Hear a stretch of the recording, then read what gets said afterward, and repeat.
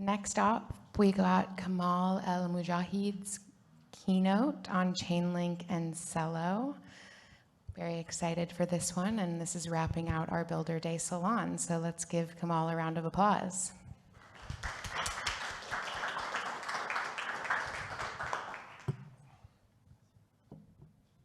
All right. Hi, everyone.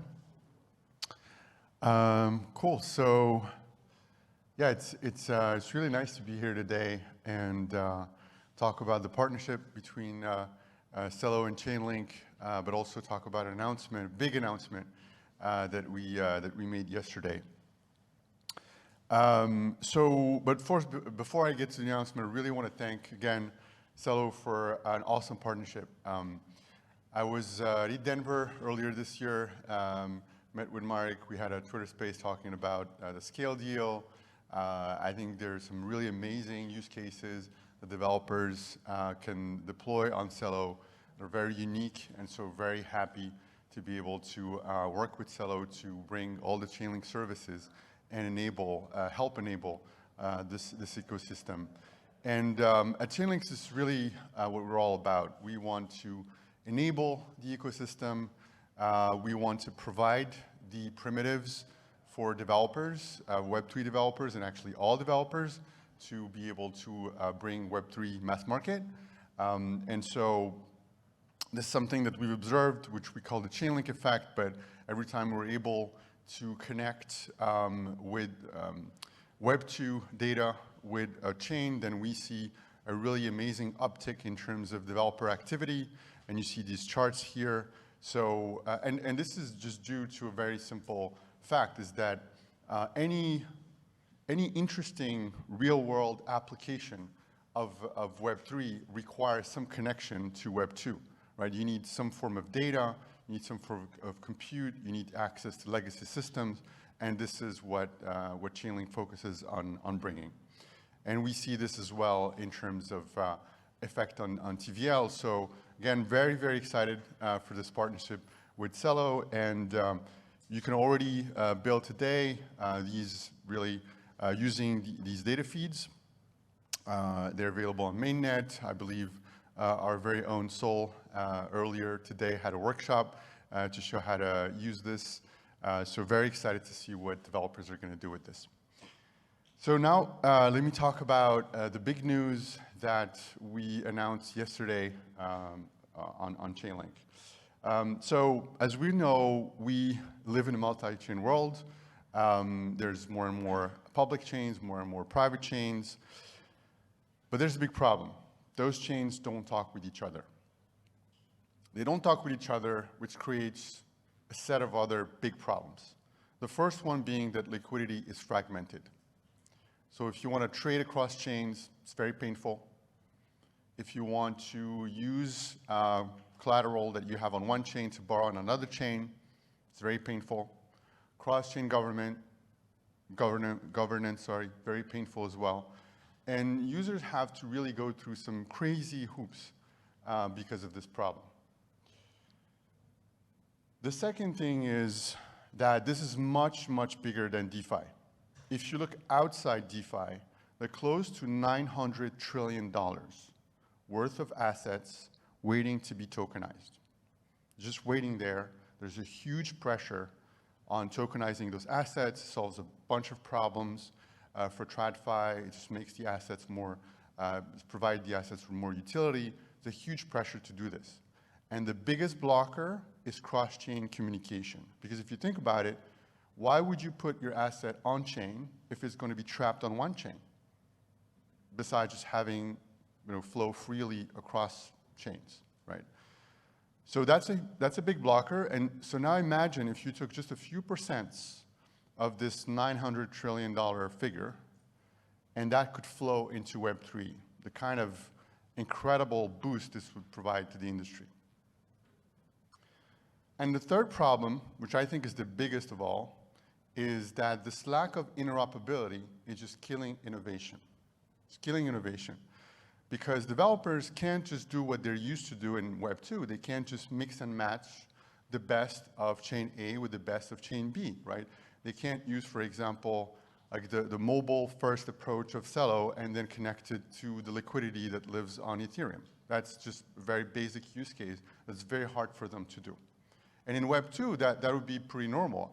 I would deploy something on AWS, then I would go ping an OpenAI API, then I would go, use something on cloud. That's what you do to build the best experience.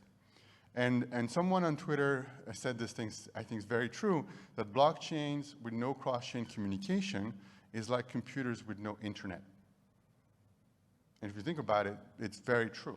So Web2 developers can mix and match the best of all worlds, and in Web3 we can't do that.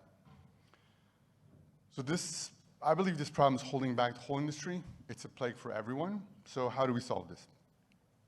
Well, first, we have to acknowledge that solving this problem is very hard. It's very hard first technically, because chains are very different in some very, very unique ways. So just connecting them in a very generic way is very hard technically. Then it's also a huge security challenge. Just last year, close to $2 billion worth of funds have been stolen. Even very recently, we heard in the news. So building something that works technically and is very secure, has the kind of security standard that is required to solve this problem is very complicated. But it's not just a product problem. It's not just building a product. It's actually building a standard. And if you think about it, it's like a language. What we need is a common language that we all speak. Because once we all speak the same language, then we could fully innovate and collaborate. So again, it's not just let's build a product, it's let's build a standard that everyone can adopt. So we could all use the same thing, just like TCP/IP, and then we could finally unlock the space. So how do you build this standard? Where the standard needs three things. One, security, flexibility, and community. So security first, because that's the name of the game. You're going to be moving billions of dollars cross-chain. It needs to be highly, highly reliable. That's like a non-starter, right? Flexibility, because you need to be able to accommodate all the various and amazing use cases that developers are going to come up with, right? We don't know what they're going to do. And so we need to create something that's as flexible as possible so that the maximum number of developers can adopt this standard. And the last one is community.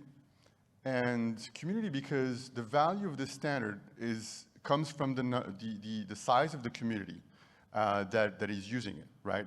It's like the vanilla network effect game. If you have only 10 people using something or speaking a language, has certain value, you have now 100, then it's completely exponential. So you need to have those three things. Well, it turns out, thanks to our awesome users and partners, Chainlink has created the industry-defining standard for Web3 in data and has an amazing community. And so that's why we feel Chainlink is uniquely positioned to solve this problem by extending this standard to cross-chain and unlock a whole new wave of innovation in Web3. And so that's why there was so much anticipation for this launch, and yesterday was a huge day for the Chainlink community where we announced that, well, the wait is over, and now CCIP, since yesterday, is live on mainnet in early access for Synthetics and Aave.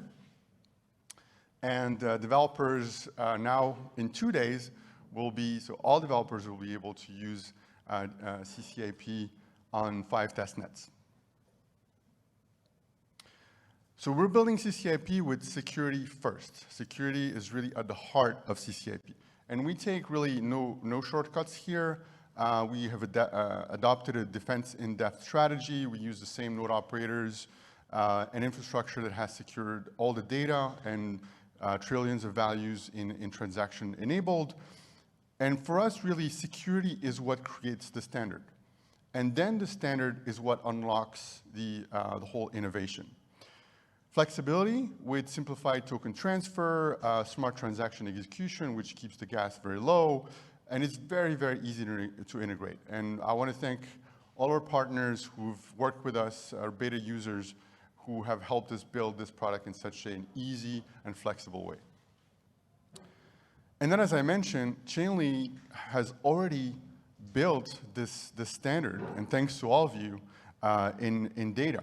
We have enabled more than $8 trillion worth of value, 9 billion data points delivered on chain. We're working with all the major chains, all the major dApps. We're working with Swift, working with 12 of the biggest banks in the world. And what we want to do is we want to bring this incredible community to build this cross-chain standard. The other thing is, because we built Chainlink as a platform, using one product makes using another product easier. So if you're already using Chainlink for data, and you have a cross-chain need, then using CCIP is super easy, especially because it introduces no additional trust assumption for you to add CCIP. We're excited to partner with Synthetics, so Kane gave a really nice talk about this yesterday.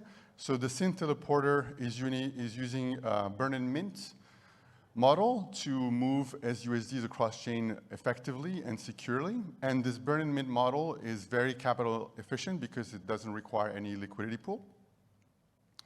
And then we're also working with Aave on the governance. So governance V2 was too costly, and so the Aave community has voted to integrate CCIP because it's much more gas efficient and flexible and reliable. And so the CCIP will be integrated in governance V3. And then there are all the other things that we're super excited to see developers come up with, all the other use cases, all the wonderful things, the unexpected things that are really specific to platforms, and that we're really excited for you to build. And so I really believe this is the moment that Web3 becomes fully interoperable, and what we want to do is unlock, the whole system and all the developers. So, I think this took a long time for us to build, and there's been a lot of expectations for us to deliver this. But we wanted to build it right, and we wanted to build it with all of you. And so I really believe this is going to be a new chapter for Web3. This is going to enable, if you think about it, an internet of contracts, where essentially you can mix and match, very much like TCP/IP, you can mix and match the best of all different contracts, all different chains, whether they're public or private. So join us, we want to build this standard together, and so thank you for listening. And I think here's some really cool resources here that you could go check it out at docs.chain.link. And again, thank you again, Celo, for this awesome partnership. Thank you.